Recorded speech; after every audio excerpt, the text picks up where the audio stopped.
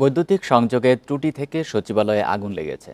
এতে কোনো ব্যক্তির সংশ্লিষ্টতা ও বিস্ফোরকের আলামত পায়নি তদন্ত কমিটি।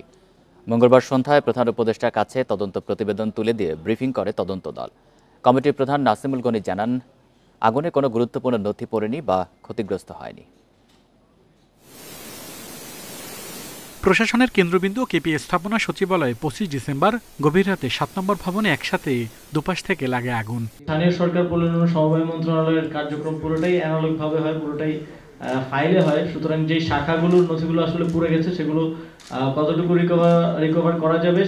দুর্ঘটনা না নাশকতা তা খতিয়ে দেখতে 8 সদস্যের তদন্ত কমিটি করে মন্ত্রিপরিষদ বিভাগ। সোমবার প্রাথমিক প্রতিবেদন দেওয়ার কথা থাকলেও মঙ্গলবার জমা দেয় কমিটি।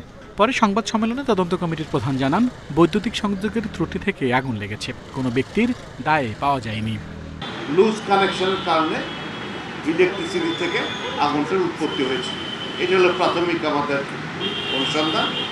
এবং এতে এখন পর্যন্ত কোনো রকমের অন্য কোনো ব্যক্তির কোনো সংশ্লিষ্টতা আমরা খুঁজে পাইনি। প্রতিটা রুমে হেঁটে হেঁটে ঘুরে দেখেছি, আমরা সবাই গিয়েছি।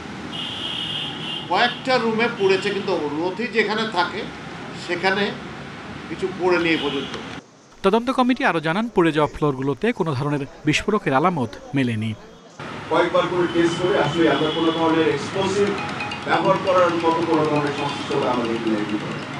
আর ফায়ার সার্ভিস সিভিল ডিফেন্স থেকে যে নমুনাটা আমরা পেয়েছি, এই নমুনাতে আসলে কোনো ধরনের এক্সপ্লোসিভ কন্টেন্ট ছিল না। ব্রিফিংয়ে ফায়ার সার্ভিস জানায়, করিডোরে আগুন থাকায় নেভাতে দেরি হয়েছে, আর ইন্টেরিয়র ডিজাইনের কারণে আগুন ছড়িয়েছে বেশি। সাতগুলিতে প্রচুর ইন্টেরিয়র ডিজাইনের জিনিসপত্র ছিল এবং এখানে বৈদ্যুতিক কেবল এবং অন্যান্য তারের একটা সমাবেশ ছিল। এগুলো আগুনটা ছড়িয়ে পড়াতে বেশ সহযোগিতা করেছে। আগুন লাগা ভবনটি ভেঙে ফেলতে হবে না বলেও জানায় তদন্ত কমিটি। আল আমিন হোসেন, ইন্ডিপেন্ডেন্ট নিউজ, ঢাকা।